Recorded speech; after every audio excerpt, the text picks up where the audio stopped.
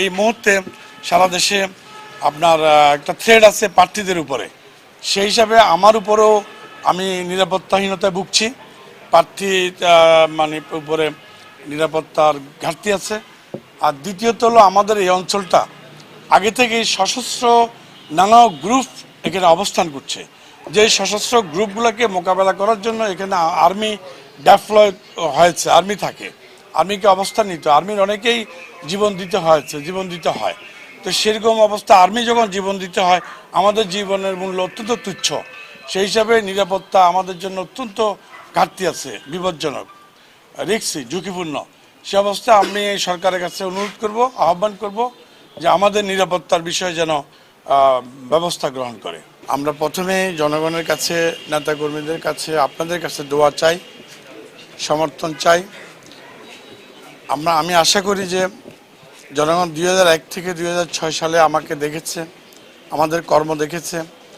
আমার এবং আমাদের দলের কর্মকাণ্ড যদি তাদের কাছে ভালো মনে হয়, তাহলে আমাদের ব্যাপারে পজিটিভ নেগেটিভ সিদ্ধান্ত নিতে 1 মিনিটের সময় লাগবে না।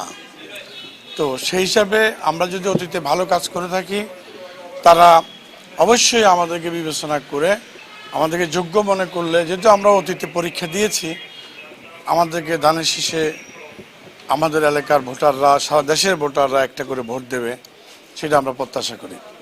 আমরা নির্বাচিত হলে প্রথমে আমরা পার্বত্য অঞ্চলে স্থায়ী শান্তি প্রতিষ্ঠার জন্য কাজ করব।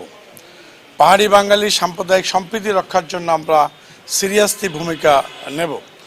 দ্বিতীয়ত, আমাদের কাজ হবে, আমরা 2001 থেকে 2006 সালে যেই উন্নয়নমূলক কাজগুলো করেছি, রাস্তাঘাট, ব্রিজ, কালভার্ট, স্কুল, কলেজ, মসজিদ, মন্দির, ক্যাং ইত্যাদি অবকাঠামোগত উন্নয়ন করেছি, সেই উন্নয়নগুলোর বিগত 17 বছরে কোনো রিফায়ার এবং উন্নয়নগুলো অর্থাৎ মেরামত করা হয়নি। অনেক রাস্তা ভেঙে গেছে, অনেক ঘর নষ্ট হয়ে গেছে। আমাদের দ্বিতীয় কাজ হবে, আমরা ওই সময় যে কাজগুলো করেছি এই কাজগুলোকে রিফায়ার করা। এই কাজগুলোকে রিফায়ার করলে সরকারের কম খরচে, কম ব্যয়, কম অর্থে অনেকগুলা সুন্দর রাস্তাঘাট আবার পুনর্জীবিত হবে। তারপরে আমরা তৃতীয় পর্যায়ে আমরা এই এলাকার মানুষের জন্য মধ্যমেয়াদী কিছু প্রকল্প হাতে নেব, গ্রামীণ অবকাঠামোগত উন্নয়নে হাতে নেব। এবং মধ্যমেয়াদী প্রকল্পের মধ্যে থাকবে জনগণের কর্মসংস্থানমূলক কাজ, পারিবারিক উন্নয়ন, দরিদ্র মানুষের উন্নয়ন, তাদের বাৎসরিক মাসিক একটা আয়ের ব্যবস্থা করা, সেই জাতীয় প্রকল্প আমরা হাতে নেব। তৃতীয়ত, আমরা দীর্ঘমেয়াদী কিছু প্রকল্প হাতে নেব, সেই সকল পরিকল্পনা আমরা ইতিমধ্যে করে ফেলেছি। দীর্ঘমেয়াদী পরিকল্পনাগুলোর মধ্যে থাকবে যেমন ধরুন মেডিকেল কলেজ, যেমন আপনার ইঞ্জিনিয়ার মানে ইনস্টিটিউশন, তারপরে ধরেন আপনার এগ্রিকালচার ইউনিভার্সিটি বা জেনারেল ইউনিভার্সিটি, এই জাতীয় সেবামূলক, শিক্ষামূলক, স্বাস্থ্যের জন্য আমরা এই জাতীয় দীর্ঘমেয়াদী প্রকল্প হাতে নেব।